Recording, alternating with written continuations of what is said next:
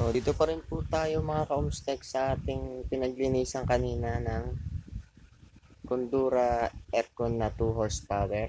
So, may pinahabol si madam na ating lilinisin na GE o General Electric. So, tanggalin muna natin tong top cover.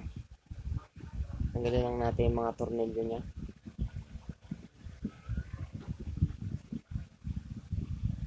So, pag natanggal na natin yan, no?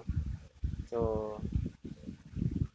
gagawin lang ulit natin yung proseso kanina natin ginawa doon sa Kundura. So, itong aircon na to ay mayroon siyang 1.5 horsepower.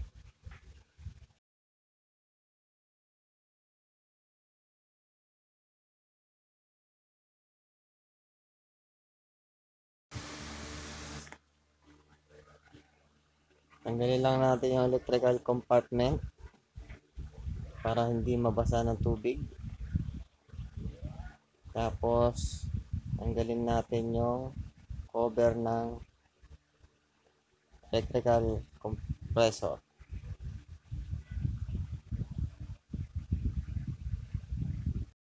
So, nakikita nyo mga Comstek, no? Nilalanggam na yung ating unit. So, nilalanggam yung kanyang electrical compartment.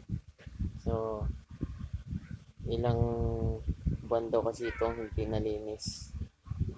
So, ito yung sinasabi ko sa inyo kanina na mga wire na kailangan yung lagyan ng tagging o kailangan yung picturean.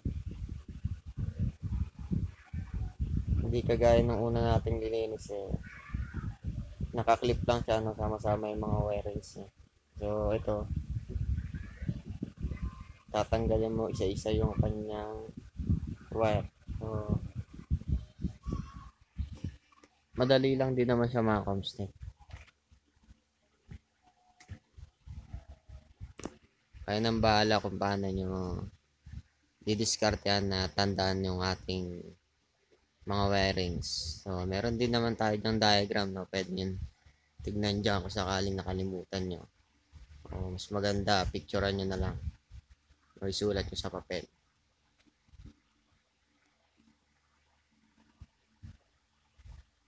So, may nakita akong blue at yellow na putol ng ano.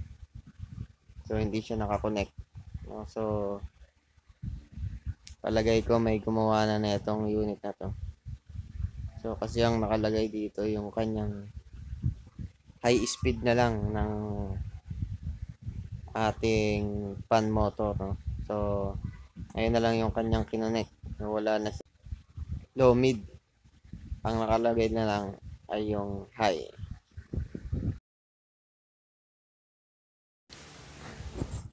O, balutan lang natin ulit yung ating compressor at yung ating fan motor para hindi siya mabasa. So, umpisa na nating maglinis mga Comstek.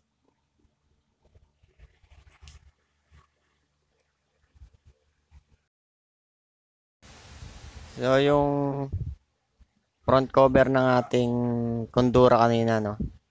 Hindi natin nalinis kaya sinabay na lang natin dito. So, naiwan siya sa taas. So, ayan. So, 10 to 15 minutes po nating lilinisin tong ating evaporator. Ganon din po sa ating condenser. Para po yung buga ng hangin maganda po ang pasok. So, para rin po makalabas yung ating init sa condenser.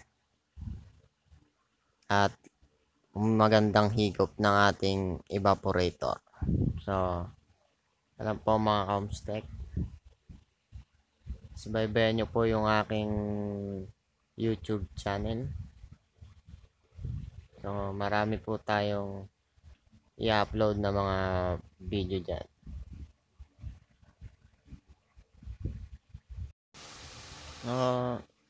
Ayan po, balnawan na po natin yung ating unit para po matanggal yung mga konting sabon niya, kanyang bula.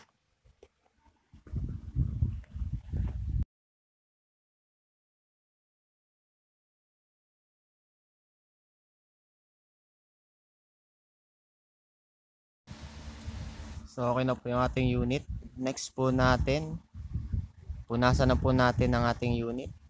Punasan po natin syempre yung mga katirang tubig. Syempre punasan din po natin yung ating electrical compartment. So yan po siya. Tawag po natin dahil mayroon siyang natirang tubig. So yan po. Ganun lang po ang paglilinis ng GE mga ka-Ohmstech, no?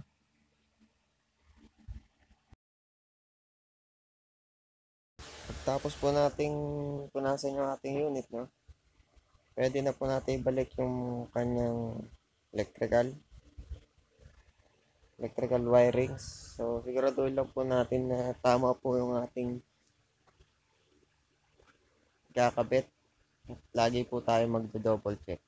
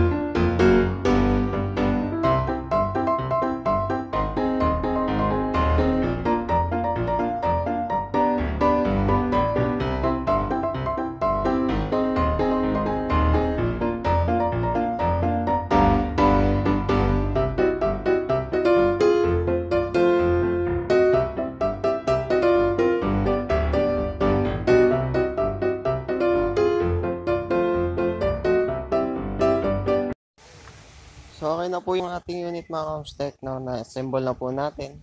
So pwede na po natin siyang ibalik.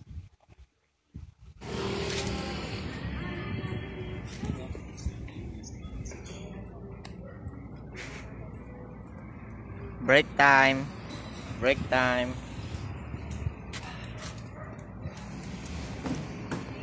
Ayun po yung ating mga ka-Ohmstech innovation. Nalagyan natin siya ng gulong.